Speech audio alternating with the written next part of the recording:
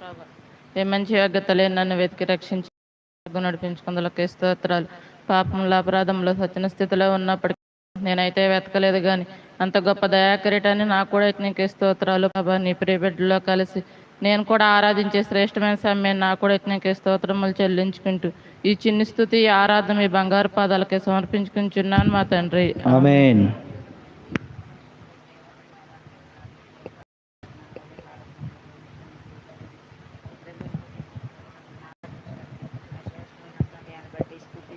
కనపరుస్తున్నాను తండ్రి. యెహోవానైనా నేను కాపరిని ప్రభా, కొనుకుడు నిద్రపోడని మీరు తెలియజేస్తున్న ప్రేమ బట్టి తండ్రి నీకు స్తోత్రాలు. నీ కృపాతి క్షయమును బట్టి ప్రభా నన్ను ఇంతవరకు కాసు కాపాడి నీ భద్రతలో నన్ను ఉంచినందుకై స్తుతిస్తూ కనపరుస్తున్నాను.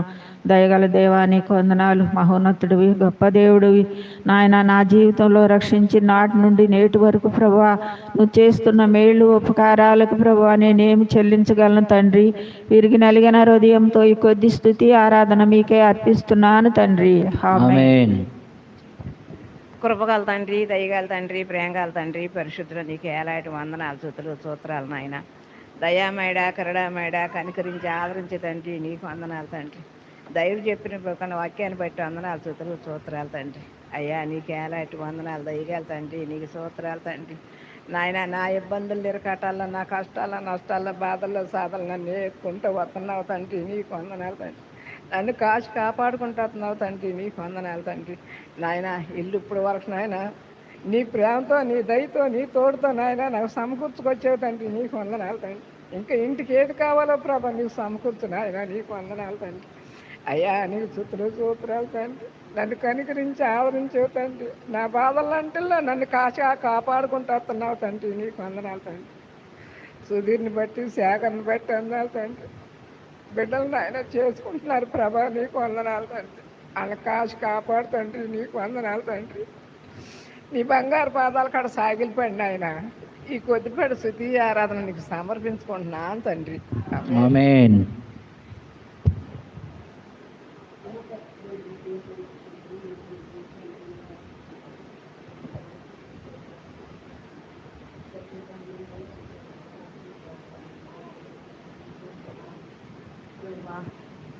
మీకు ఎన్నో వందనాలు, స్తుతులు, స్తోత్రాలు చెల్లించుకుంటున్నాం నాయన. ఇదిగో ఈరోజు చూడలేని వారు ఎందరో ఉన్న అటు సజీవ సంఖ్యలో నన్ను ఉంచినందుకే స్తోత్రాలు ప్రవ్వా.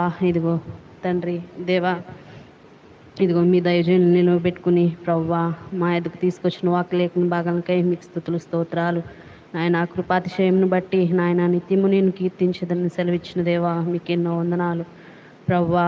ఇదిగో నా తండ్రి నాయన, ఇదిగో ప్రవ్వా స్తోత్రములు చెల్లించుకొంచున్నాం నాయన. ప్రభుదినం నుంచి ప్రభుదినం వరకు కాచి కాపాడుతూ నాయన ప్రవ్వా ఇదిగో ఈ రీతిగా ఉన్నామంటే నీ కృపే ప్రవ్వా.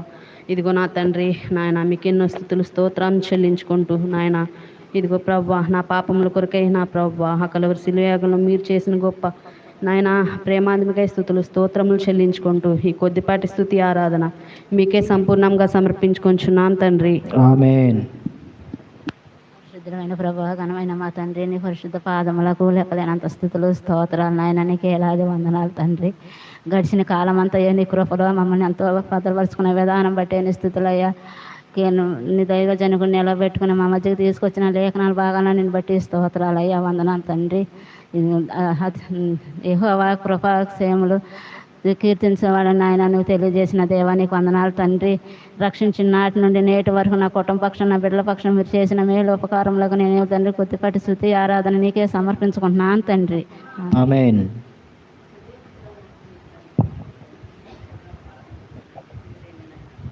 స్తుతులు, స్తోత్రములు చెల్లించుకున్నాను ప్రభా.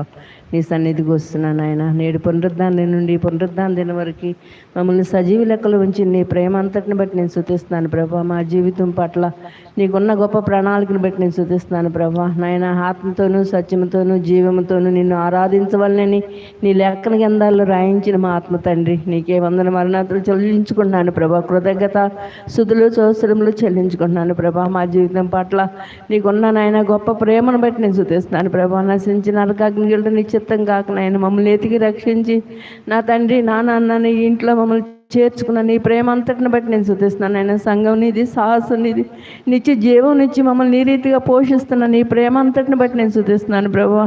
దేవా నా తండ్రి, నా నాన్న సింహాసనం దగ్గర నుండి మాకు నాయన నా తండ్రి, నాయన నా తండ్రి మమ్మల్ని రక్షించుటకు నాయన నా తండ్రి ఇష్టపడి నా గొప్ప దేవుడు అయిన ఆయన. ఇశ్రాయేలును కాసువాడు కొనుకుడు నిద్రపోడని వాగ్దానం చేసిన గొప్ప దేవా. ఐగుప్తి నాయన నా తండ్రి, నా తండ్రి శ్రమల నుండి నీ బిడ్డలు నిడిపించి నాయన 40 సంవత్సరములు నీ బిడ్డలు నాయన అడవిలో నడిపించిన గొప్ప దేవుడు నాయన. అయ్యా కొనుకక నిద్రపోక నా తండ్రి నిత్యము నాయన నీ బిడ్డలను కాసి కాపాడుసు ప్రభా. పోషించిన నీ ప్రేమ అంతటిని బట్టి నేను స్తుతిస్తున్నాను ప్రభా. నా తండ్రి నా నాన్న మేము కూడా ఈ లోకంలో నా తండ్రి నా ప్రభా ఈ లోకమనే నాయన ఐగుప్తులో మేము జీవించున్నప్పుడు, ఈ లోకమనే పాపంలో మేము నాయన మరి మగ్గిపోతున్నప్పుడు, లోకం నుండి పాపం నుండి వ్యాధి నుండి శిక్ష నుంచి సమస్త దరిద్రత నుంచి మమ్మల్ని ఇడిపించి నాయన నీ ప్రియ కుమార్ రక్తంతో అనుదిన మా పాపాన్ని కడిగి మమ్మల్ని పవిత్రపరిచిన నీ ప్రేమ అంతటను బట్టి నేను స్తుతిస్తున్నాను ప్రభా. నీకేమి ఇచ్చి నేను రుణం తీర్చుకోలేను నాయన. ఇరిగి నలిగిన హృదయంతో నాయన నా దక్షిణ పాత్ర పట్టుకుని నా స్తుతి ఆరాధన యేసుక్రీస్తు వారి పాదములకే సమర్పించుకుంటున్నాను తండ్రి. ఆమేన్. ప్రేమగల మా పరలోకపు తండ్రి, పరిశుద్ధుడైన మా దేవ, జీవం గల మా ప్రభువా, నిన్న నేడు నిరంతరం ఏకరీతిగా ఉన్న మా దేవ, మీకు వందనములు స్తోత్రాలు చెల్లిస్తున్నాము. ఈ యొక్క ఉదయకాల సమయంలో పినియేలు ప్రార్థనా మందిరంలో చేరి మీ స్వరక్తం ఇచ్చి సంపాదించినటువంటి సంఘముతో కూడి నేను కూడా మిమ్మల్ని ఆత్మతో సత్యముతో ఆరాధించేటువంటి గొప్ప ధన్యత ప్రభు నాకు అనుగ్రహిస్తూ వస్తున్నారు. అందును బట్టి దేవ మీకు వందనములు స్తోత్రాలు. దయగల తండ్రి, కృపగల దేవ, ఈ సమయంలో నాయన కీర్తనకారుడు 89వ కీర్తన 1వ వచనంలో చెబుతూ వచ్చినట్లుగా మీ కృపాతిశయమును బట్టి నిత్యము నిన్ను కీర్తిస్తున్నానని. దయగల తండ్రి, నిజమే మీ కృపాతిశయమును బట్టి దేవ ఈ లోకంలో మరి పాపము సాతాను యొక్క బంధకాల్లో నేను ఉన్నప్పుడు నీ కృపాతిశయమును బట్టి నా పాపమును పరిహరించినారు, రక్షించిన నాట నుండి నేటి వరకు కూడా ఎన్నో తప్పిదములు పొరపాట్లు నా జీవితంలో జరుగుతూ వచ్చినప్పుడు వాటన్నిటిని కూడా మీరు పరిహరించి ప్రభా నన్ను సజీవ లెక్కలో ఉంచి ప్రభా నాయన తండ్రి నన్ను రక్షిస్తూ వచ్చిన విధానమును బట్టి వందనాలు చెల్లిస్తున్నాను. దయగల తండ్రి, కృపగల దేవ, నా పాపమునకు పరిహారము జరిగిస్తూ వచ్చారు. అందును బట్టి దేవ మీకు వందనములు చెల్లిస్తున్నాం. అంత మాత్రమే కాదు దేవ, నీ కృపాతిశయమును బట్టి నన్ను మీ మందిర ఆవరణంలోకి నన్ను తీసుకొచ్చారు. మీకు వందనములు స్తోత్రాలు. మీ మందిర ఆవరణంలో నన్ను ఆనందింపజేస్తున్నారు. నా దహన బలులు తండ్రి మీకు అంగీకారములుగా ఉంటున్నాయి. అందును బట్టి దేవ మిమ్మల్ని స్తుతిస్తుంటున్నాను. అంత మాత్రమే కాదు, మీ కృపాతిశయమును బట్టి ప్రతిదినము నన్ను కాపాడి భద్రపరిచి సంరక్షిస్తూ వస్తుంటున్నారు. అందును బట్టి దేవా మీకు ఎంతో వందనాలు నాయన. మీ కృపాతిశయమును బట్టి నేను కూడా నిత్యము మిమ్మల్ని ఆరాధిస్తూ గణపరుస్తూ మయంపరుస్తూ ఉంటున్నాను. దయగల తండ్రి నాయన, నాకు ఇచ్చినటువంటి గొప్ప రక్షణ కొరకై స్తోత్రాలు. దయగల తండ్రి, ఇంతవరకు నన్ను ప్రభ నడిపిస్తూ వచ్చినారు. వీటన్నిటిని బట్టి మీకు వందనాలు. వ్యక్తిగతంగా, కుటుంబముగా, సంఘముగా ఇంతవరకు నా జీవితంలో ఎన్నో అద్భుతమైన ఆశ్చర్యమైన కార్యాలు జరిగిస్తూ వచ్చారు. వాటన్నిటి కొరకై తండ్రి మిమ్మల్ని హృదయమారా స్తుతిస్తున్నాను, ఘనపరుస్తూ మహింపరుస్తున్నాను. దయగల తండ్రి, మరొకసారి మీ స్వరక్తం ఇచ్చి సంపాదించినటువంటి సంఘముతో కూడి నేను కూడా మిమ్మల్ని ఆత్మతో సత్యముతో ఆరాధించినట్లుగా మీరు నాకు చేసిన సహాయం అంతటి కొరకై మిమ్మల్ని హృదయమారా స్తుతిస్తూ ఘనపరుస్తూ యేసుక్రీస్తు ప్రభునామములో ఈ స్తుతి ఆరాధన మీకే సమర్పిస్తున్నాను తండ్రి. ఆమేన్.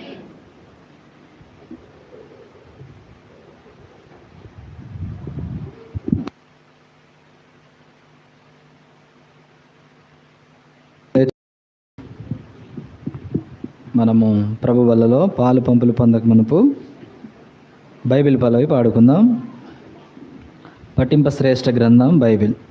పఠింప శ్రేష్ఠ గ్రంథము బైబిల్, పఠింప శ్రేష్ఠ గ్రంథము బైబిల్, అనుదినము పఠించిన ప్రేమతోడ నడుపును ఓ పఠింప శ్రేష్ఠ గ్రంథం బైబిల్.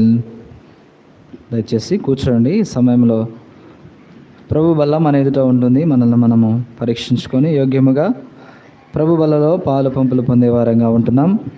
దాని కొరకై 1 కొరింథీ పత్రిక 11వ అధ్యాయము 28వ వచనాన్ని చదువుకుందాం. 1 కొరింథీ పత్రిక 11వ అధ్యాయం 28వ వచనం. కాబట్టి ప్రతి మనుష్యుడు తను తాను పరీక్షించుకొనవలెను, అలాగు చేసి ఆ రొట్టెని తిని ఆ పాత్రనుది త్రాగవలెను. మరొక మాట, మత్తయి సువార్త 5వ అధ్యాయము 13వ వచనాన్ని చదువుకుందాం. మత్తయి సువార్త 5వ అధ్యాయం 13వ వచనం. కొత్త నిబంధనలో పేజ్ నెంబర్ 5. కొత్త నిబంధనలో పేజ్ నెంబర్ 5. మత్తయి సువార్త 5వ అధ్యాయం 13వ వచనం. మీరు లోకమునకు ఉప్పై ఉన్నారు. ఉప్పు నిస్సారమైతే అది దేని వలన సారం పొందును? అది బయట పారవేయబడి మనుషుల చేత త్రొక్కబడుటకే కానీ మరి దేనికిని పనికి రాదు. ప్రార్థన చేసుకుందాం. ప్రభు సహాయం నిమిత్తమై ప్రార్థన చేసుకుందాం. ప్రేమ నమ్మకం గల పరలోకపు తండ్రి, పరిశుద్ధుడైన మా దేవ, జీవం గల మా ప్రభువా, మీకు వందనములు, స్తోత్రాలు. ఇంతవరకు మీ ప్రజలు ఆరాధించట్లో సహాయం చేస్తూ వచ్చారు. మీకు వందనాలు చెల్లిస్తున్నాం. ఈ సమయంలో మా ఎదుట ఉంచబడిన యేసు ప్రభు యొక్క శరీరానికి రక్తానికి సాదృశ్యంగా ఉన్నటువంటి బల్లను బట్టి మిమ్మల్ని స్తుతిస్తున్నాము.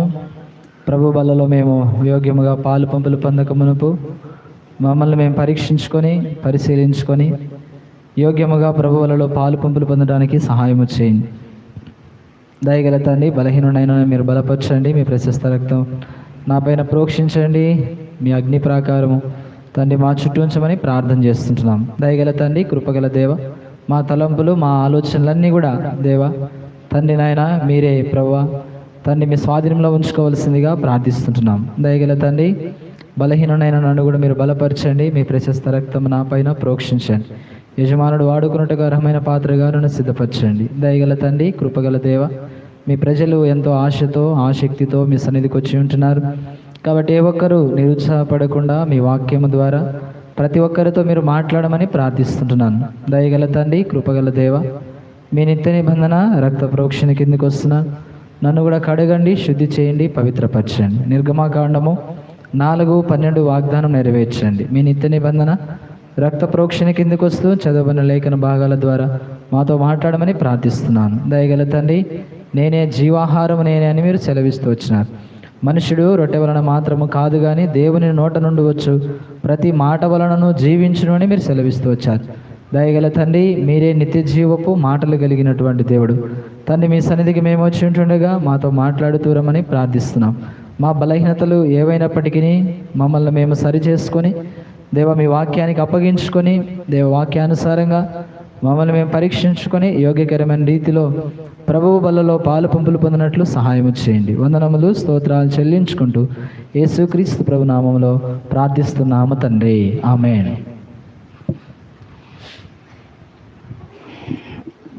ఈ సమయంలో మనము చదువుకున్నటువంటి భాగము మత్తయి సువార్త 5వ అధ్యాయము 13వ వచనాన్ని మనము చదువుతూ వచ్చాం. మత్తయి సువార్త 5వ అధ్యాయము 13వ వచనం. మీరు లోకమునకు ఉప్పై ఉన్నారు. ఉప్పు నిస్సారమైతే అది దేని వలన సారం పొందును? అది బయట పారవేయబడి మనుషుల చేత త్రొక్కబడుటకే కానీ మరి దేనికిని పనికిరాదు. కాబట్టి ఈ మాటలు యేసు ప్రభు కొండ మీద ప్రసంగంలో యేసు ప్రభు అనేక విషయాలు శిష్యులతో పంచుకుంటూ వచ్చాడు. కాబట్టి శిష్యులతో చెప్పిన మాట ఏంటంటే, మీరు లోకమునకు ఉప్పై ఉన్నారు. కాబట్టి ఇది 2 రకాలుగా మనము చూడాలి. కాబట్టి ఉప్పు మరి అది మంచిదే, అయితే అది నిస్సారమైపోతే మరి అది దేని వలన సారం పొందును? అది బయట పారవేయబడి మనుషుల చేత త్రొక్కబడుటకే కానీ మరి దేనికిని పనికిరాదు. కాబట్టి ఉప్పును కూడా మనం ఏం చేయాలంటే వాడే విధానంలో వాడాలి. ఒకవేళ అది దానిలో ఉన్న సారం పోతే అది బయట పారవేయబడి మనుషుల చేత త్రొక్కబడుటకే కానీ దేనికి పనికిరాదు. కాబట్టి దేవుడు మనలను కూడా ఈ లోకానికి ఏం చేసినాడు? ఉప్పుగా చేస్తూ వచ్చాడు. కాబట్టి ఈ ఉప్పు వలన చాలా మంచి ఉప్పు వలన చాలా మంచి ప్రయోజనాలు ఉన్నాయి కదా. ఉప్పు మరి ఏ వస్తువైనా ఇంటిలో ఉంటుందో లేదో తెలియదు కానీ ప్రతి ఇంటిలో ఏముంటుంది? ఉప్పు ఖచ్చితంగా ఉండాలి. ఉప్పు లేని ఇల్లు లేదు కదా. కాబట్టి మనం కూడా ఆహారం తీసుకునేటువంటి ఆహారంలో కదా ప్రతి దాంట్లో కూడా ఏం వేస్తాం? ఉప్పు ఖచ్చితంగా వేస్తాం. ఎంత బీపీ ఉన్నా కనీసం కొంచెమైనా ఉప్పు వేసుకోవాలనుకుంటాం కదా. కొంచెమైనా వేసుకోవాలనుకుంటాం, ఎందుకంటే ఉప్పు చాలా రుచికరమైంది. ఉప్పు లేకపోతే మరి ఆ రుచి అనేది మనము ఎరగలేనటువంటి వారంగా ఉంటాం. అందుకే దేవుడు మనల్ని కూడా లోకానికి ఏం చేస్తున్నాడంటే ఉప్పుగా చేస్తూ వచ్చాడు. కాబట్టి ఇప్పుడు మనం ఏం చేయాలి? ఈ లోకానికి మనము ఏం చేయాలి?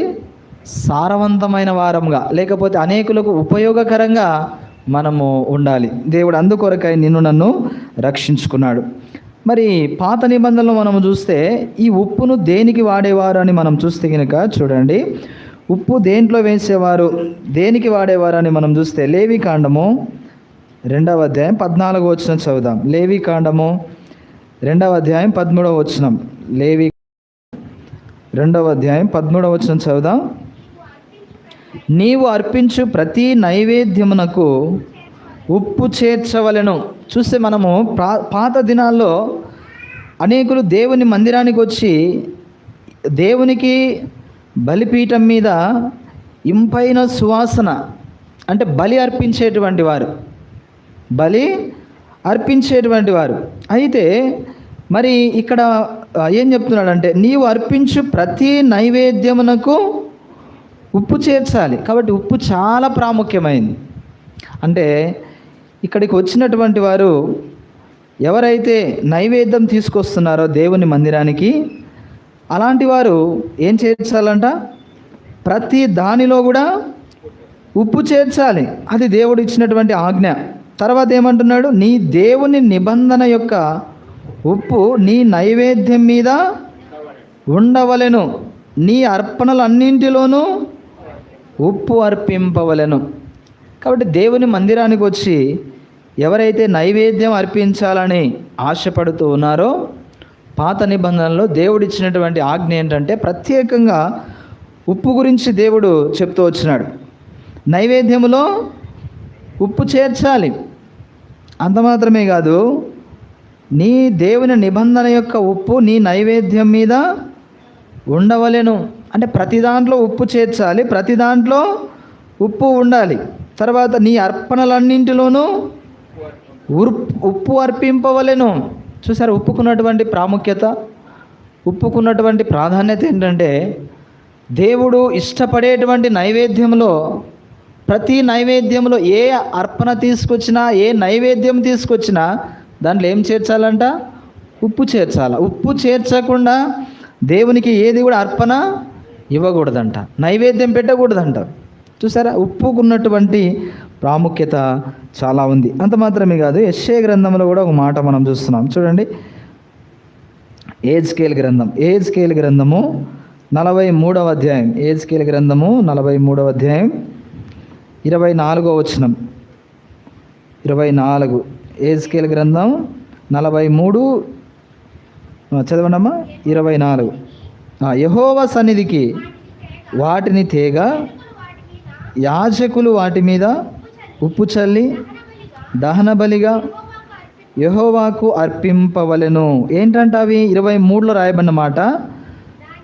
దాని నిమిత్తము పాప పరిహారము చేట చాలించిన తర్వాత నిర్దోషమైన కోడెను, నిర్దోషమైన పొట్టేలును అర్పింపవలెను. ఏం అర్పింపాలంట? పాప పరిహారం నిమిత్తము ఏం చేయాలంటే నిర్దోషమైన కోడె, నిర్దోషమైన పొట్టేలు అర్పించాలి. నిర్దోషమైన కోడెను, నిర్దోషమైన పొట్టేలు అర్పించాలి. దీంట్లో ఏం చేర్చాలంటున్నాడు? యెహోవా సన్నిధికి వాటిని తేగా యాజకులు వాటి మీద ఉప్పు చల్లి దహన బలిగా యెహోవాకు అర్పింపవలెను. చూసారా ఎంత ప్రాముఖ్యమైందో ఉప్పు దహన బలిలో అనేది మనము జ్ఞాపకం చేసుకోవాలి. కాబట్టి పాప పరిహార నిమిత్తము నిర్దోషమైన కోడెను కానీ నిర్దోషమైన పొట్టేలను కానీ అర్పింపాలి. అవి యెహోవా సన్నిధికి తెచ్చినప్పుడు ఏం చేయాలంటే యాజకులు ఏం చేయాలి? వాటి మీద ఉప్పు చల్లాలంట. ఉప్పు చల్లాలి అంటే యాజకుల దగ్గర నిరంతరం ఏముంటుంది? ఉప్పు ఉంటుంది. కాబట్టి ఈ ఉప్పు చల్లినప్పుడు అది దేవునికి ఎంతో ప్రియమైనదిగా, అది ఇష్టమైనటువంటి నైవేద్యముగా ప్రభు అంగీకరిస్తాడు. అట్లాగే చెప్తున్నాడు చూడండి. ఇంకా 25వ వచనం చదివితే 7 దినములు వరుసగా పాప పరిహారార్థ బలిగాను ఒక మేక పిల్లను, ఒక కోడెను, నిర్దోషమైన ఒక పొట్టేలును వారు సిద్ధపరచవలను. 7 దినములు యాజకులు బలిపీఠమునకు ప్రాయశ్చిత్తము చేయుచు దానిని పవిత్రపరచుచు ప్రతిష్ఠించుచు నుండవలను. ఆ దినములు తీరిన తర్వాత 8వ దినము మొదలుకొని యాజకులు బలిపీఠం మీద మీ దహన బలులను, మీ సమాధాన బలులను అర్పింపగా నేను మిమ్మల్ని అంగీకరించేదను. ఇదే ప్రభువగు యెహోవా వాక్కు. కాబట్టి ఉప్పు చల్లినటువంటి నైవేద్యాన్ని, లేకపోతే ఆ దహన బలిని, సమాధాన బలిని అర్పించినప్పుడంట దేవుడు ఏం చేస్తున్నాడంట? ఇశ్రాయేలు ప్రజలను అంగీకరిస్తున్నాడంట. చూసారా? కాబట్టి ప్రతి దానిలో కూడా ఉప్పు అవసరమని ప్రభు వారికి ఆజ్ఞాపిస్తూ వచ్చాడు.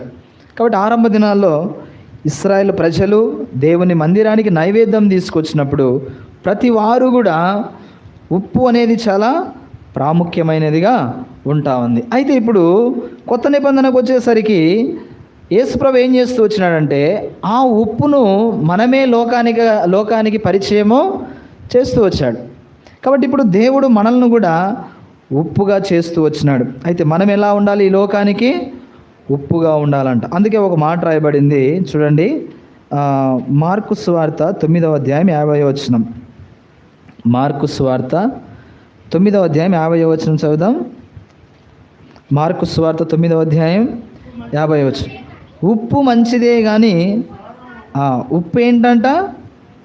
మంచిది, అది చెడ్డదేమి కాదు కదా. ఉప్పు ఎలాంటిదంట?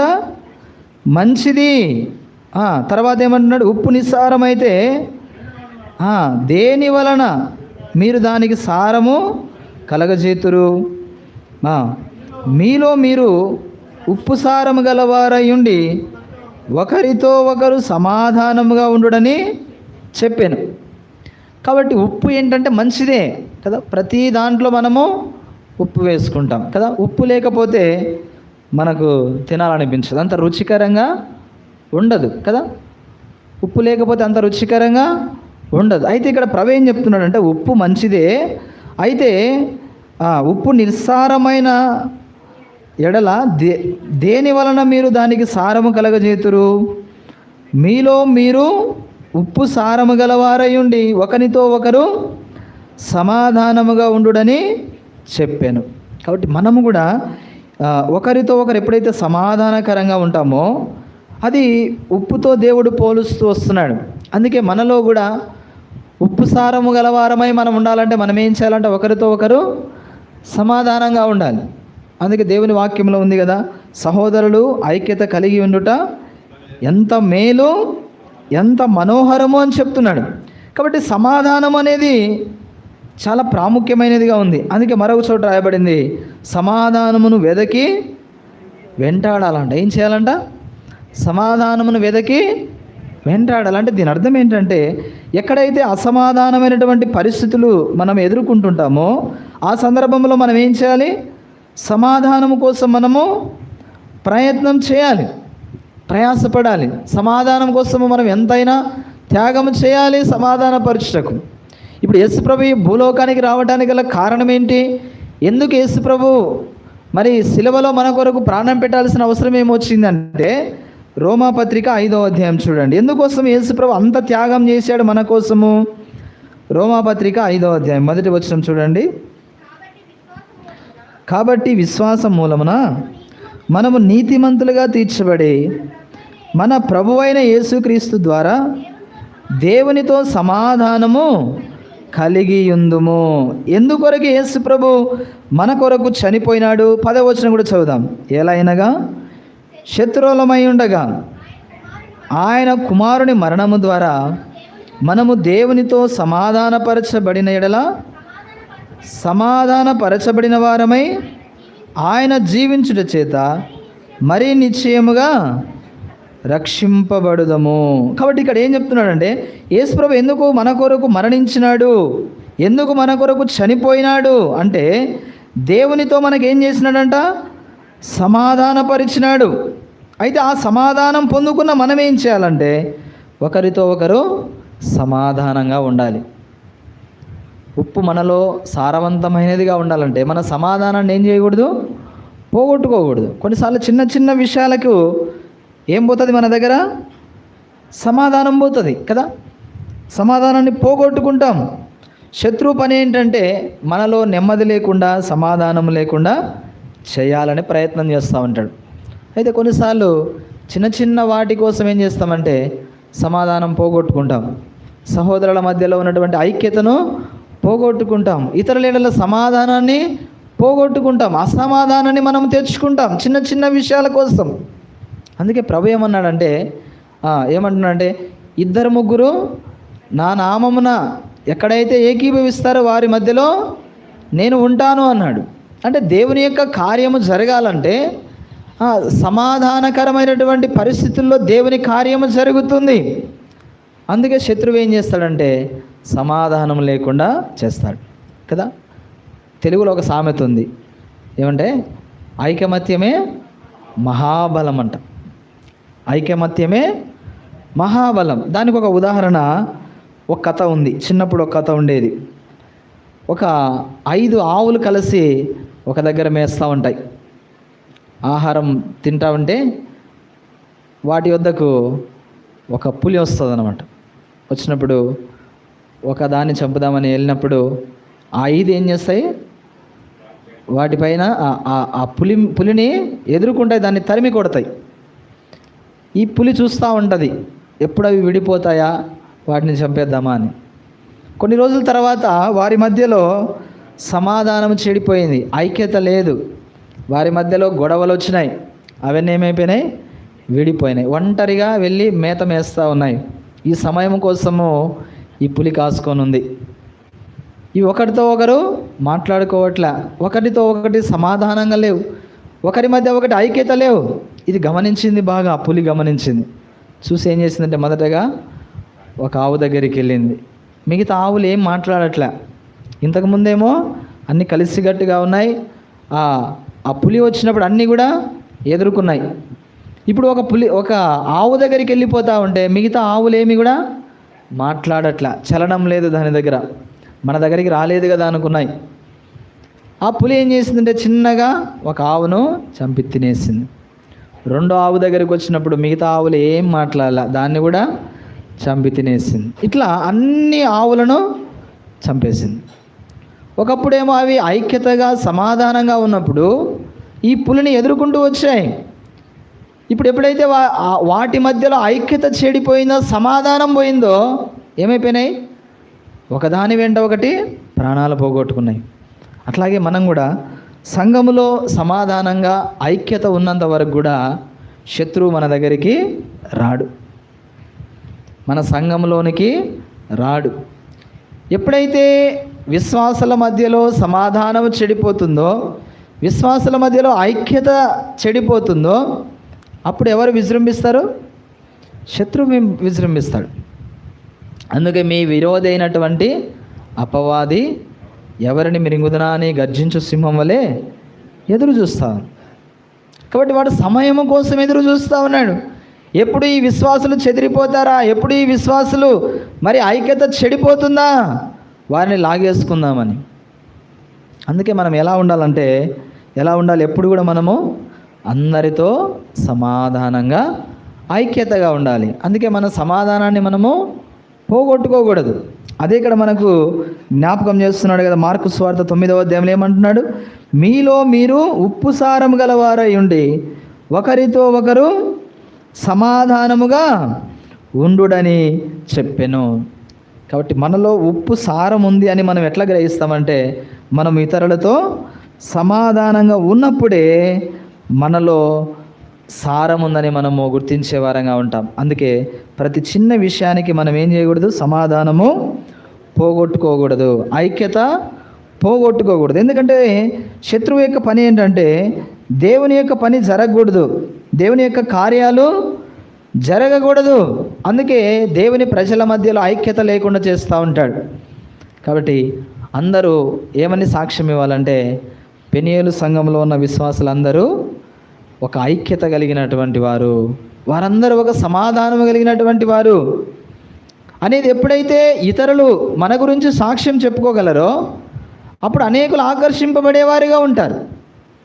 అందుకే మనము ప్రతి సందర్భంలో సమాధానం పోగొట్టుకోకూడదు. రెండో విషయాన్ని మనం చూద్దాం. కొలస్సీ పత్రిక 4వ అధ్యాయం 6వ వచనం. కొలస్సీ పత్రిక 4వ అధ్యాయం 6వ వచనం. ప్రతి మనుషునికి ఎలాగూ ప్రత్యుత్తరం ఇవ్వవలెనో అది మీరు తెలుసుకొనుటకై మీ సంభాషణ ఉప్పు వేసినట్టు ఎల్లప్పుడూ రుచిగలదిగాను కృపాసహితముగాను ఉండనీయుడి. రెండవది ఏంటంటే మన సంభాషణ ఎలా ఉండాలంట? ఉప్పు వేసినట్టుగా ఎల్లప్పుడూ ఎలా ఉండాలంట? రుచిగలదిగాను కృపాసహితముగాను ఉండనీయాలంట.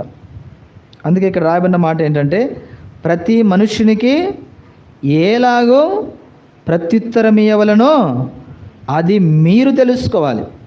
కాబట్టి విశ్వాసులముగా, దేవుని ప్రజలముగా ఎవరితో ఎలా మాట్లాడాలి, ఎవరికి ఎలా ప్రత్యుత్తరం ఇవ్వాలో మనం తెలుసుకోవాలి. మన సంభాషణ, మన మాట ఇది చాలా ప్రాముఖ్యమైనది కదా. మన యొక్క మాట తీరును బట్టే మనం ఎవరు అన్నది డిసైడ్ చేస్తారు ప్రజలు. కాబట్టి అందుకే మన సంభాషణ ఎలా ఉండాలంట? మన ప్రత్యుత్తరం ఎలా ఉండాలంట? ఉప్పు వేసినట్లుగా ఎల్లప్పుడూ ఎలా ఉండాలి? రుచికరంగానే ఉండాలి. రుచికరంగా ఉండాలి, కృపాసహితంగా ఉండాలి కదా. కొన్నిసార్లు మనకు బాధ అనిపించినప్పుడు, దుఃఖం అనిపించినప్పుడు మన మాట తీరు ఏమవుతుంది? మారిపోతుంది కదా. మనల్ని పొగిడినప్పుడు కదా, మనల్ని బాగా మన గురించి మంచి చెప్పినప్పుడు ఏమవుతుంది? మనం ఒక రకంగా ఉంటాం కదా. మన గురించి చెడ్డ సమాచారం చెప్పినప్పుడు ఇంకొక రకంగా ఉంటాం. కానీ మనం ఎప్పుడు కూడా ఎట్లా ఉండాలంట? ఎల్లప్పుడూ కూడా రుచి గలదిగాను కృపాసహితముగా, ఎవరికి ఎలా ప్రత్యుత్తరం ఇవ్వాలో, ఎలా సంభాషణ చేయాలో మనం నేర్చుకోవాలి. ఉదాహరణకు దావీదును మనము చూస్తే గనుక మరి చాలా కోపంగా వస్తూ ఉన్నాడు. అయితే ఆ సమయంలో అబిగెయిల్ ఏం చేసింది? ఆమె చాలా చక్కని ప్రత్యుత్తరం ఇచ్చింది, తెలివిగా ప్రత్యుత్తరం ఇచ్చింది. నాబాలును చంపాలని దావీదు వచ్చినప్పుడు అబిగెయిల్ ఏం చేసింది? చాలా మంచి మాటలతో కదా. దావీదు చాలా కోపంగా వచ్చినప్పుడు ఆమె యొక్క సంభాషణ ఎలా ఉందంటే చక్కగా ప్రత్యుత్తరం ఇచ్చింది. ఆమె సంభాషణ కూడా చాలా తెలివి కలిగినదిగా, అంటే కోపంలో ఉన్న వారిని సైతం కూడా తన వైపు మార్చుకునేటట్లుగా చేసింది ఆమె యొక్క మృదువైన ఆ మాట తీరు కదా. మృదువైన మాట ఏం చేస్తుందంట? కోపమును చల్లారుస్తుంది కదా. చక్కగా ప్రత్యుత్తరం ఇవ్వడం మనం నేర్చుకోవాలి. కాబట్టి దేవుని ప్రజలముగా, దేవుని నమ్ముకున్నటువంటి వారముగా మన సంభాషణ, మన ప్రత్యుత్తరం అనేది చాలా ప్రాముఖ్యమైనది. కాబట్టి అబిగయలు ఎంతో కోపముతో నాబాలును చంపాలి అనేటువంటి ఉద్దేశంతో వస్తున్నటువంటి దావీదు మనస్సును, దావీదు యొక్క హృదయాన్ని ఏం చేసిందామా? మార్చివేసింది. మృదువైనటువంటి మాటలతో, తన జ్ఞానముతో, దేవుడిచ్చినటువంటి ఆ జ్ఞానముతో, మంచి మాటలతో, తన మంచి సంభాషణతో దావీదు యొక్క కోపాన్ని ఏం చేసింది? చల్లార్చింది. చూసారు? అందుకే మనము జ్ఞానము కలిగి సంభాషించాలి. కాబట్టి రెండో విషయం మనం ఏం చూస్తున్నామంటే మన యొక్క ప్రత్యుత్తరము లేకపోతే మన యొక్క సంభాషణ ఎలా ఉండాలంట? ఉప్పు వేసినట్టు ఎల్లప్పుడూ రుచిగలదిగాను కృపాసహితముగాను ఉండనియాల. యేసుప్రభు కూడా చెప్పినాడు, ఏమన్నాడు? తండ్రి, వీరేమి చేయుచున్నారో వీరెరుగరు గనక వీరిని క్షమించమన్నాడు. స్టెఫెన్ కూడా పలికినాడు. స్టెఫెన్ను రాళ్ళతో కొట్టి చంపుతా ఉంటే స్టెఫెన్ ఏం చెప్పినాడు? ప్రభువా, ఈ పాపం వీరి మీద మోపొద్దు అన్నాడు. చూసారు ఎన్ని మంచి మాటలు చెప్తున్నారు. అంటే వారు చనిపోతూ కూడా వారి నోట్లో నుంచి ఎలాంటి మాటలు వచ్చినాయి? చక్కని మాటలు, ఆలోచింపజేసేటువంటి మాటలు, వారి హృదయాన్ని కరిగించేటువంటి మాటలు. మనం ఎరుగుదము English Bible King James version అనే ఒక బైబిల్ ఉంది, కింగ్ జేమ్స్ వర్షన్. మరి ఆ బైబిల్ ఎట్లా అనువాదంలోకి వచ్చింది? ఇంగ్లీష్ బైబిల్ ఎలా అనువాదంలోకి వచ్చిందంటే, ఆ జేమ్స్ అనేటువంటి ఒక రాజు ఉండేవాడంట. ఒక ఆయన విలియం టిండేల్ అనేటువంటి ఆయన ఈ దేవుని వాక్యాన్ని రాస్తూ ఉన్నాడంట, ఇంగ్లీష్లో రాస్తూ ఉంటే ఆ దేశంలో ఉన్నటువంటి ఆ రాజు ఏం చేసినాడంటే ఆయనను శిక్షించాలని ప్రయత్నం చేసినప్పుడు కొంతమంది స్నేహితులు ఆయన తప్పించినారంట, తప్పించి వేరే దేశానికి పంపించినారు. అంటే బైబిల్ ఇంగ్లీష్లో ట్రాన్స్లేషన్ చేస్తున్నాడు అని చెప్పి. సరే, ఈ రాజు ఏమని ప్రయత్నం చేస్తున్నాడంటే ఎలాగైనా మోసం చేసి తన దేశానికి తీసుకొచ్చి ఆయన చంపాలనుకున్నప్పుడు తన స్నేహితుల ద్వారా కొంతమందికి సమాచారం ఇచ్చి ఆ విలియం టిండేల్ అనే ఏం చేయను, నువ్వు మా దేశానికి రమ్మని పిలిచాడంట. ఆయన చెప్పిన మాటలు నమ్మి వచ్చేస్తే ఆయనను పట్టుకొని ఏం చేసినాడంటే ఆయనను చంపేశాడంట. ఆ చంపే ముందు ఒక ప్రార్థన చేసినాడంట ఆయన, విలియం టిండేల్ అనే ఆయన ఒక ప్రార్థన చేసినాడు, దైవజనుడు. ఏమని ప్రార్థన చేసినాడంటే, ప్రభువా ఈ రాజు యొక్క కన్నులు తెరువుము అని ప్రార్థన చేసినాడు. ఒకే చిన్న ప్రార్థన. ఈయన అనుకున్నాడు, నాకు కళ్ళు ఉన్నాయి కదా, ఈయన ఏంటి ఇలా ప్రార్థన చేస్తున్నాడు అని చెప్పి ఆ రోజు నుంచి ఆయన ఆలోచన చేయడం ప్రారంభించినాడంట. ఒకవేళ ఆయనను చంపేటప్పుడు ఈ రాజు నాశనం అయిపోవాలా, లేకపోతే ఏవేవో శాపాలు పెట్టాలి కదా, కానీ ఈయన ఈ రాజు యొక్క కన్నులు తెరువని ప్రార్థన చేసినాడని చెప్పి ఆ ప్రార్థన ఆయన మనస్సులో ఉండిపోయిందంట. అలాగా ఉండిపోతే ఏం చేయాలో అర్థం కాక దాని విషయమే ఆలోచన చేస్తూ ఉన్నాడు. ఎందుకు ఈ మాట చెప్పినాడని అప్పుడు ప్రభు ఆయనతో మాట్లాడాడంట, నేను లోకమునకు వెలుగై ఉన్నాను అని.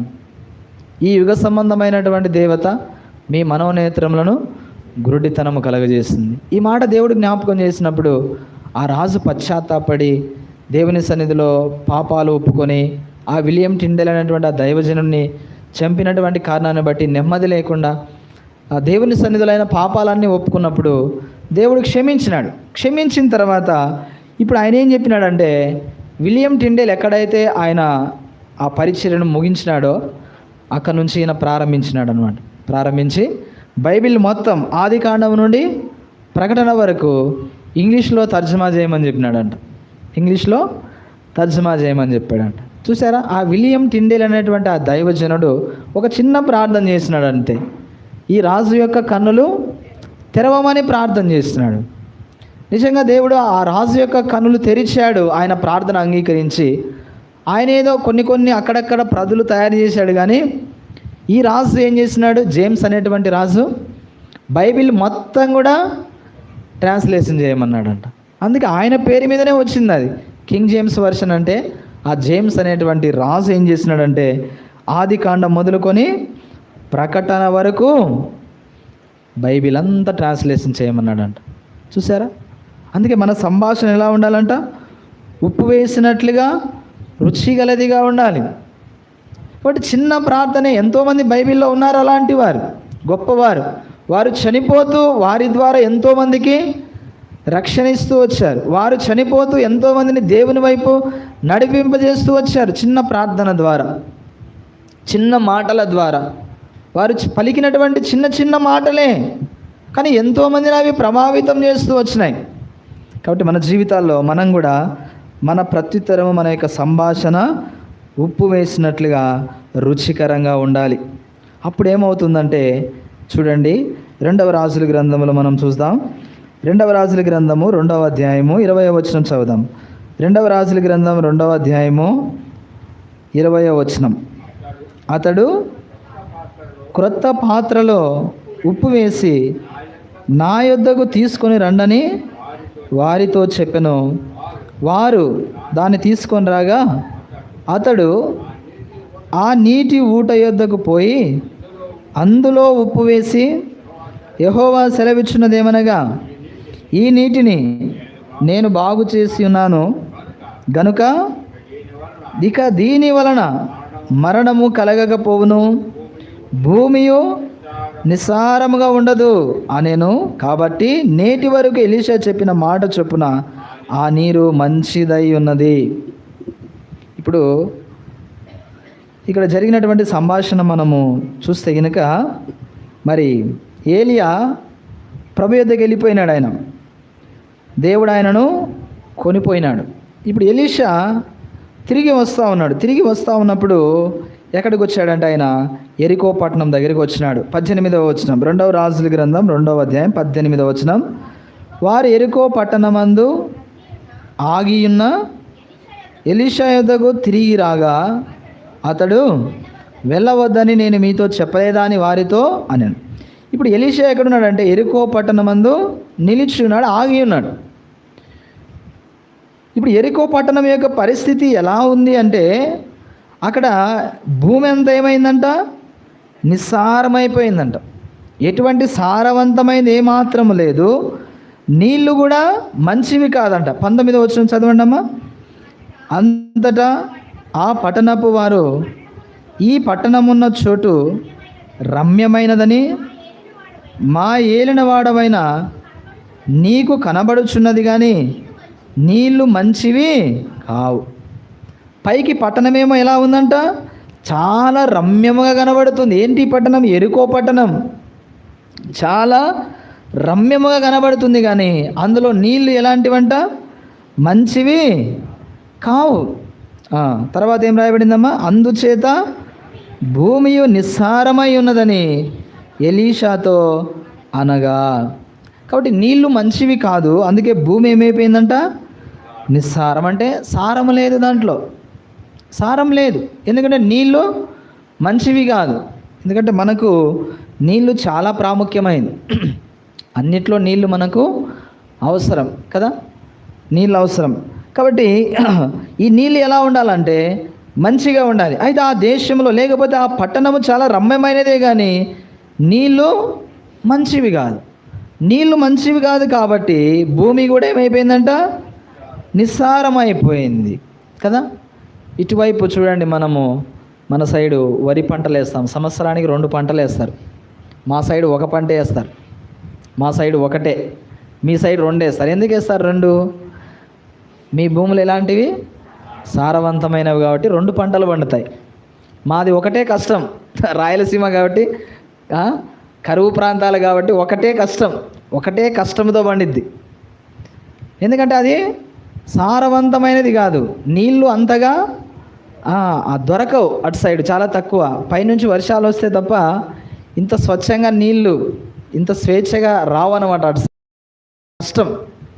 కాబట్టి అక్కడ పంటలు పండడము కొంచెం కష్టతరమైందే. ఎందుకంటే ఇక్కడి పొలముతో పోలిస్తే అక్కడి పొలం ఏంటంట, అంత శ్రేష్టమైంది కాదు. కాబట్టి ఈ పట్టణంలో కూడా ఏంటంటే నీళ్లు మంచివి కాదు కాబట్టి అక్కడ నేల కూడా ఏమైపోయింది, భూమి నిస్సారం అయిపోయింది. అంటే దాని వలన ప్రయోజనం లేకుండా పోయింది. ఈ విషయాన్ని ఎలీషా దగ్గరికి తీసుకొచ్చారు. ఎలీషా దగ్గరికి తీసుకొచ్చినప్పుడు ఆయన ఏం చెప్పినాడంటే, ఒక క్రొత్త పాత్రలో ఉప్పు వేసి నా దగ్గరికి తీసుకొని రండి అని చెప్పినాడు. ఒక క్రొత్త పాత్ర తీసుకొని దాంట్లో ఉప్పు తీసుకొని నా దగ్గరికి రండి అన్నాడు. అన్నట్లుగానే వారు ఏం చేస్తున్నారంటే ఉప్పు తీసుకొని ఆయనతోకి వచ్చినారు. అప్పుడు ఆయన ఏం చేస్తున్నాడు, 21వ వచనంలో, అతడు ఆ నీటి ఊట యొద్దకు పోయి అందులో ఉప్పు వేస్తున్నాడంట. ఒక నీటి ఊట ఉంది, అందులో ఒక నీటి ఊట కనబడింది. అక్కడికి వెళ్ళాడు, అందులో ఏం చేస్తున్నాడు, ప్రార్థన చేస్తున్నాడు. ప్రార్థన చేసి ఉప్పు వేసినాడు. ఉప్పు వేసినప్పుడు ఏమైందంట, నీటి ఊట యొద్దకు పోయి అందులో ఉప్పు వేసి యెహోవా సెలవిచ్చుచున్నదేమనగా, ఈ నీటిని నేను బాగు చేసి ఉన్నాను. చూసారా, ఉప్పు ఆ నీటిలో పడిపోగానే ఏమైంది, బాగా అయిపోయిందంట. చూసారా, ఉప్పు నీటిలో వేయంగానే నీటికి ఏమొచ్చింది, సారం వచ్చింది కదా. ఆ నీరేమైపోయినాయి, మంచిగా మారిపోయినాయి. ఇప్పుడు ఏం జరిగింది అక్కడ, ఈ నీటిని నేను బాగు చేసి ఉన్నాను గనుక ఇక దీని వలన మరణము కలగకపోవును. చూసారా, అంటే ఆ నీటిలో సారం లేని కారణాన్ని బట్టి, ఆ నీరంతా కలుషితమైనటువంటి కారణాన్ని బట్టి ఆ నీళ్లు తాగినప్పుడు ఏమైంది, మరణం వచ్చిందంట కదా. కొన్నిసార్లు మనకు కూడా చూడండి, ఎక్కడైనా ఏదైనా మీటింగ్స్ కానీ ఎక్కడైనా ప్రాంతాలకు, వేరే ప్రాంతాలకు వెళ్ళినప్పుడు అక్కడ నీరు తాగామనుకో ఏమైంది, మనకు జలుబు పడుతుంది కదా, మారిపోద్ది, వాయిస్ మారిపోద్ది కదా. కొంచెం వాతావరణం కానీ నీళ్లు కానీ మారితే ఏమవుతుంది, మనకేమవుతుందంటే జలుబు వస్తుంది వెంటనే కదా, ఆరోగ్యంలో వ్యత్యాసం వస్తుంది, తేడా వస్తుంది. కారణం ఏంటి? నీళ్లు మారిపోయినాయి. అట్లాగే ఇక్కడ ఈ ఈ ఈ నీళ్ళు మంచిగా లేని కారణాన్ని బట్టి ఏమైందంటే అక్కడ చాలామంది మరణించినారంట. చాలామంది మరణించారు. అందుకే ఎలీషా అంటున్నాడు, ఏమంటున్నాడంటే దీని వలన మరణము కలగకపోను. కాబట్టి ఇప్పుడు ఈ నీళ్లు మీరు స్వచ్ఛంగా తీసుకోవచ్చు. ఈ నీళ్లు త్రాగడం వల్ల మీకు ఎటువంటి ప్రమాదము లేదు, ఎటువంటి నష్టము లేదు కదా. ఇప్పుడు అందరూ మినరల్ వాటర్కి అలవాటు అయిపోయినారు. మినరల్ వాటర్ లేకపోతే తాగలేకపోతున్నాం. కానీ కొంతమంది చూడండి, ఆ మినరల్ వాటర్ తాగితే ఏమొస్తున్నాయంట? మోకాలు నొప్పులు వస్తున్నాయంట. అది ఎంతవరకు నిజమో తెలియదు. కొంతమంది ఇప్పటికీ మున్సిపాలిటీ వాటరే తాగుతారు ఇంకా కదా, వాటిని మరగబెట్టి కాగబెట్టి ఏదేదో చేసి మొత్తానికి ఆ నీళ్ళే తాగుతారు. అవి శ్రేష్టమైనవి కదా. ఈ మినరల్ వాటర్ ఏంటంటే అవి నోటికి రుచికరంగా ఉంటాయి కానీ శరీరానికి హానికరం. ఇప్పుడు అందరికీ అవి అలవాటు అయిపోయినాయి. కొంతమంది ఎప్పుడో పూర్వకాలముల్లో మాత్రం ఈ మామూలు మున్సిపాలిటీ వాటర్ లేకపోతే భూమిలో నుంచి వచ్చే నీళ్ళు తాగుతూ ఉంటారు కదా. కాబట్టి ఇక్కడ దీన్ని బట్టి ఏమైందంటే మరణము ఇక కలగదు అని చెప్తున్నాడు. తర్వాత భూమియు నిస్సారముగా ఉండదు అనేను. ఇప్పుడు భూమి ఏమైందంటే ఈ నీళ్లు మారిపోయిన కారణాన్ని బట్టి భూమికి కూడా ఏమొచ్చింది? సారం వచ్చింది.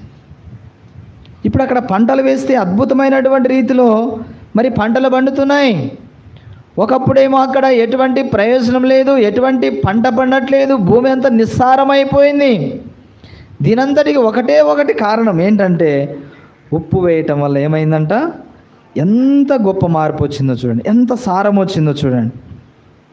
కాబట్టి ఈ ఉప్పు ఏం చేసిందంటే ఈ యొక్క ఎరికో పట్టణంలో అనేక మంది మరణించకుండా కాపాడింది. అంత మాత్రమే కాదు, భూమి నిస్సారమైపోకుండా సారవంతమైనటువంటి నేలగా మారుస్తూ వచ్చింది కేవలము చిన్న ఉప్పు.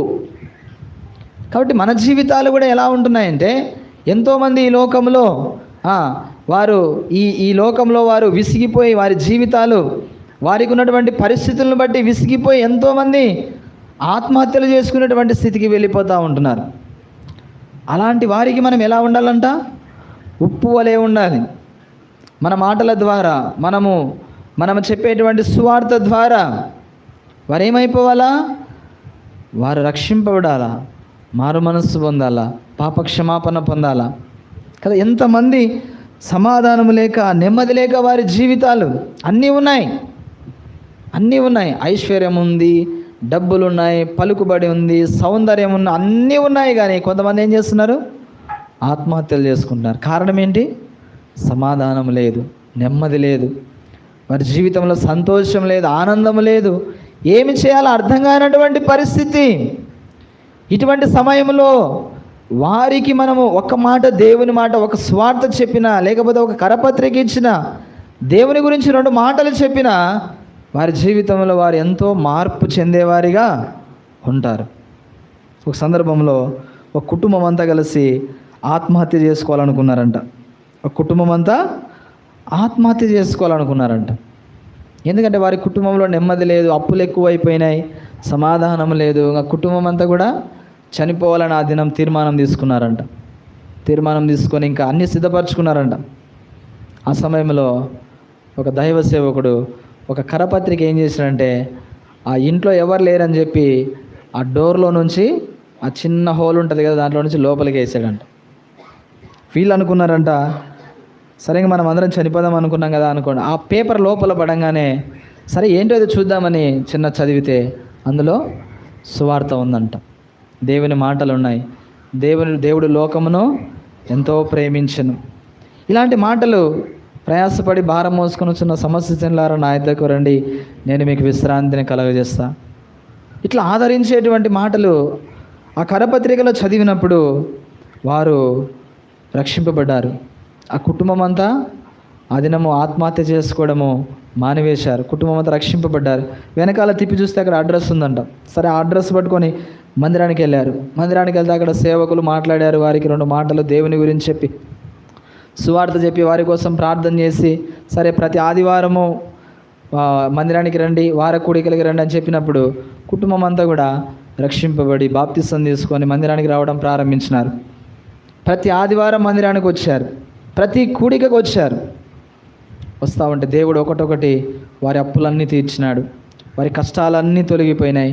వారు ఇప్పుడు దేవుడు ఆశీర్వదించబడ్డారు. వారి పిల్లలు చక్కగా చదువుకొని గొప్ప స్థితిలోకి వెళ్ళిపోయినారు. వారి అప్పులన్నీ తీర్చబడ్డాయి. వారి కుటుంబంలో నెమ్మది, సమాధానము, ఆనందం వచ్చింది. ఒకప్పుడు చనిపోవాలనేటువంటి తీర్మానం తీసుకున్నటువంటి కుటుంబము దేవుని వాక్యము, చిన్న సాక్ష్యము, చిన్న మాటలు, చిన్న కరపత్రిక వారి కుటుంబం అందరినీ కూడా మార్చివేసింది. కాబట్టి ఇటువంటి వారు ఎంతోమంది కొన్ని సందర్భాల్లో మన యుద్ధకు వస్తూ ఉంటారు. అయితే అలాంటి వారిని మనం ఏం చేయాలి? ప్రభు మాటలు వారికి చెప్పాలి, దేవుని వాక్యం వారికి బోధించాలి, వారి కొరకు ప్రార్థన చేయాలి. అలాంటి వారి జీవితాలు ఏమవుతాయంటే మార్పు చెందుతాయి. ఒకప్పుడు ఎందుకు పనికి రానటువంటి వారిని దేవుడు గొప్పగా వాడుకోవడం మనం చూస్తూ ఉంటున్నాం. కాబట్టి మనం ఇతరులకు ఎలా ఉండాలంటే ఉప్పు వలె ఉండాలి. ఉప్పు మంచిదే, అది నిస్సారమైతే దేనికి పనికిరాదు. కాబట్టి మనం కూడా విశ్వాసులమే. మనలో ఏముండాలి? ఉప్పు ఉండాలి. ఒకవేళ ఉప్పు మనలో నిస్సారం అయిపోయిందనుకో, మనము దేవుని కొరకు పని చేయట్లేదనుకో, దేవుని సువార్త ప్రకటించలేదనుకోండి, దేవుని కొరకు మనం పని చేయకపోతే మనం ఏమైపోతాం? నిస్సారం అయిపోతాం, ఏం ప్రయోజనం ఉండదు. అదేమవుతుందంటే చివరికి మనుషుల చేత కాళ్ళతో త్రొక్కబడుతుందంట. చూడండి ఎంత వ్యర్థం. చూసారా? ఉప్పు మంచిదే. అయితే జ్ఞానం ఉన్నవాడు ఏం చేస్తున్నాడంటే ఉప్పును మంచి దానికోసము ఉపయోగిస్తున్నాడు. అదే జ్ఞానం లేనివాడు ఏం చేస్తున్నాడు? మనుషుల కాళ్ళ చేత అది త్రొక్కబడుటకే కానీ మరి దేనికిని పనికిరాదు. కాబట్టి దేవుడు మనల్ని కూడా లోకానికి ఉప్పుగా చేస్తూ వచ్చాడు. మరి మనమేం చేస్తున్నాము? మనం ఎలా ఉన్నాం? లోకానికి ఉప్పుగా ఉన్నామా, లేకపోతే నిస్సారమైపోయినటువంటి ఉప్పు వలె మనుషుల కాళ్ళ చేత త్రొక్కబడినటువంటి వారముగా, ఎందుకు పనికి రానటువంటి ఉప్పు వలె ఉంటున్నామా? మనల్ని మనం ప్రశ్నించుకోవాలి, మనల్ని మనం పరీక్షించుకోవాలి. ఇక్కడ మనము పాత నిబంధనలో మనం చూస్తే 2వ రాజుల గ్రంథంలో మనం చూసినట్లయితే కనుక ఆ క్రొత్త పాత్రలో ఇచ్చినటువంటి ఉప్పును ఎప్పుడైతే ఆ యొక్క నీటి ఊట దగ్గర వేస్తూ వచ్చారో అందులో నీళ్ళేమైంది? మార్పు చెందింది. కాబట్టి మనం కూడా కనీసం మన జీవిత కాలం అంతా కూడా కొంతమందికైనా మనం ఎలా ఉండాలి? ఆశీర్వాదకరంగా ఉండాలి. కొంతమందికైనా మనం ఏం చేయాలి? మేలు చేయాలి. క్రైస్తవులముగా, యేసు ప్రభువును నమ్ముకున్నటువంటి వారం, విశ్వాసులముగా కొంతమందినైనా మనం మార్చగలిగేటువంటి స్థితి మన దగ్గర ఉండాలి. కాబట్టి మనము ఈ లోకానికి ఉప్పు వలె ఉంటున్నాము. మన జీవితంలో ఒక్కరినైనా మార్చగలుగుతున్నామా? ఒక్కరినైనా ప్రభు చెంతకు తీసుకురాగలుగుతున్నామా? మనము ఒక్కరికైనా ఆశీర్వాదకరంగా మనం ఉండగలుగుతున్నామా? ప్రభు చెప్తున్నాడు, నేను మిమ్మల్ని ఆశీర్వదిస్తాను, అనేకులకు ఆశీర్వాదకరంగా చేస్తానన్నాడు. కాబట్టి ఈ ఉప్పు ఎలాగైతే ఎరికో పట్టణంలో నీటిని మార్చిందో, నీటిని మార్చడమే కాదు అక్కడ మరణాన్ని తప్పించింది. అంత మాత్రమే కాదు, భూమిని ఏం చేసిందంట? సారవంతమైనటువంటి నేలగా చేస్తూ వచ్చింది. మరి దేవుడు మనల్ని కూడా ఈ స్థలంలో ఉంచాడు, ఈ ప్రదేశంలో ఉంచాడు. మరి ఎన్నో కుటుంబాలు, ఎంతోమంది జీవితాలు నిస్సారమైనటువంటి పరిస్థితుల్లో ఉంటున్నారు. నిస్సహాయమైనటువంటి పరిస్థితి, ఏమి చేయాలో అర్థం కానటువంటి పరిస్థితుల్లో మన చుట్టుపక్కల ఉన్నవారు చాలామంది ఉన్నారు. మరి వారి విషయమై మన యొక్క పట్టింపు ఏంటి? వారి గురించి మన యొక్క ఆలోచన ఏంటి? వారు ఏమైపోయినా పర్వాలేదా? ఒకసారి మనల్ని మనం పరీక్షించుకోవాలి, పరిశీలించుకోవాలి. మనము ఇతరులకు ఎలా ఉండాలంటే ఆశీర్వాదకరముగా ఉండాలి. మన ద్వారా కొంతమంది అయినా యేసు ప్రభువుని నమ్ముకోవాలి, యేసు ప్రభువులోకి రావాలి. అందుకే మనం ఏం చేయాలి? అందరితో సమాధానంగా ఉండాలి. రెండవదిగా మన సంభాషణ ఎలా ఉండాలి? ఉప్పు వేసినట్లుగా రుచికరంగా ఉండాలి కదా. ఎవరైనా సమస్యల్లో వస్తారు, అక్కర్లో వస్తారు, కష్టాల్లో వస్తారు, అటువంటి వారిని దగ్గరికి తీర్చి ఏం చేయాలి? వారికి దేవుని మాటలు చెప్పాలి, ప్రార్థన చేస్తామని చెప్పాలి. లేకపోతే వారికి ఉన్న కష్టాలు ఏవైనా కావచ్చు, మనం ప్రార్థన చేస్తామనే విశ్వాసం వారికి కలిగించాలి. అప్పుడు వారి జీవితాలు మార్చబడతాయి, వారు కూడా రక్షింపబడతారు, వారు కూడా దేవుని మందిరానికి వస్తారు, వారు కూడా దేవుని చేత ఆశీర్వదించబడతారు. అందుకే ప్రభువు అన్నాడు, మీరు లోకమునకు ఉప్పై ఉన్నారు. ఒకవేళ ఆ ఉప్పును మనము సారవంతమైన దానికి వాడుతున్నామా, లేకపోతే నిస్సారమైనటువంటి వారముగా అయిపోతున్నామా? నిస్సారవంతమైపోతే దేనికి కూడా పనికిరాదంట. అది దేనికి రాదమ్మా? దేనికి పనికిరాదు. పనికి రావడమే కాకుండా బయట పారవేయబడుతుందంట, మనుషుల కాళ్ళ చేత ఏమవుతుంది? అది తొక్కబడుతుంది. దానివల్ల ప్రయోజనం అనేది లేదు. కాబట్టి ఒక్కసారి మన జీవితాన్ని పరీక్షించుకుందాం, పరిశీలించుకుందాం. దేవుడు మనల్ని ఏ ఉద్దేశంతో ఈ లోకంలో ఉంచాడో దాని కొరకు మనము ప్రయాసపడదాం. దేవుడి మాటలు దీవించునుగాక. ప్రార్థన చేసుకుందాం.